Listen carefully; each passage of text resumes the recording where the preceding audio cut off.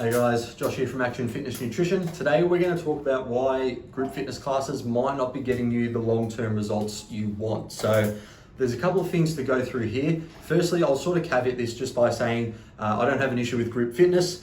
The problem generally is, which we'll go into today, we can add this as like the little cherry on top of our structured resistance training, and I'm going to explain why now. So the first thing with these classes is, generally speaking, there's not really any form of progression, especially in the weight side of things. So for example, you come in, there's a random workout on there, they tell you what to do, you do it within the rounds, the time, whatever's set, and you pick a weight that's semi-challenging. The problem with this is, again, you might come in the next day, they've got a different workout the next day, there's a different workout, next day, different workout. It might take 4 to 6 weeks until you've got something similar where there's a movement pattern, again, that's gonna sort of get you closer and closer. So as a human, we want to see progressive overload. And when we can't track that, it makes it really, really hard to know if we're getting better and getting stronger. Cardiovascularly, we will obviously get fitter and we will get stronger, and we'll be able to do that, in terms of a quicker time or more reps or whatever that is. But again, please understand that that's more of a cardiovascular benefit. And as your cardiovascular system improves, what that's actually going to do is your body's going to be more efficient at using less fuel. So technically, even though we're not worried as much about calories burnt, you will actually start burning less calories as you get fitter doing that same type of exercise. From there, we want to talk just again about the workouts. So again, because they're random, there's no structure. So something we really need to worry about is, again, we want a structured program that overloads. It gives you sort of at least 4 to 6 weeks where you can tell you're getting better at the exercise, you're getting stronger, you're achieving more reps, more sets, more weight, and you're feeling more and more comfortable with the exercise as well. You'll find the best physiques that were ever built, obviously, 20, 30, 40 years of just, these basic exercises, basic movement patterns over and over and over again. Of course, there's going to be little phases of tweaks and things like that, but that's what's going to get you the best result long-term in terms of your body composition. And then obviously there'll be a nutritional aspect on top of that, which we'll cover in a second as well.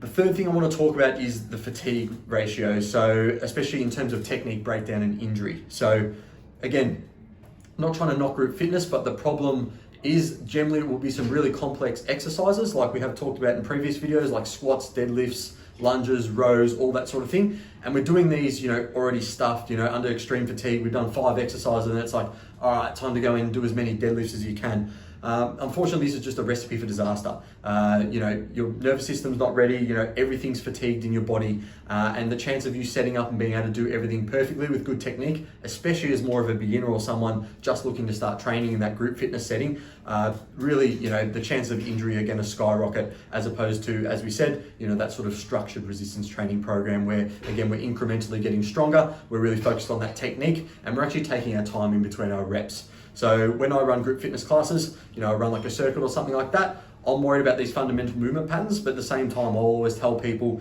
if you need to slow down, worry about keeping those reps good. Don't worry about how many you're getting, just worry about the quality of those reps. And that's what we really want to move forward with in terms of quality. We want quality of reps, not worried about how hard we're sweating. Of course, there's going to be a factor, but again, that progressively overload is what's going to get us that result we want, not just, over the 3-6 months, but long-term in the next few years as well. Going into their nutrition and sort of 8-week challenges and things like that, again, because it's a group fitness, they'll be catered to 50, 100, 200 people, whatever it is. Again, sort of nutrition will be, here's a 1,200 calorie meal plan, or we're going to do a challenge. We're going to sort of cut as many calories as we can. Keep protein high, but keep having veggies, but stick to this meal plan. And then if you don't lose, you don't lose. And then on top of that, it's like try and do more sessions. If I'm not losing weight, I'll chuck an extra session in there. So all these really high intensity sessions combined with low calories is going to get you nowhere really quick. You might get some fast results in the first couple of weeks, but then as soon as you plateau, there's nowhere really to go. You're like, I'm already starving, eating 1,200 calories. I can't drop any lower. I can't do any more sessions, and I'm not losing weight. So where are we going to go from here? So again, that's why I like to say, a moderate calorie deficit, knowing when to be dieting, knowing when not to be dieting, and then knowing how much stress to place your body under. Unfortunately, normally the classes don't know how much stress you're under at work or at home or things like that.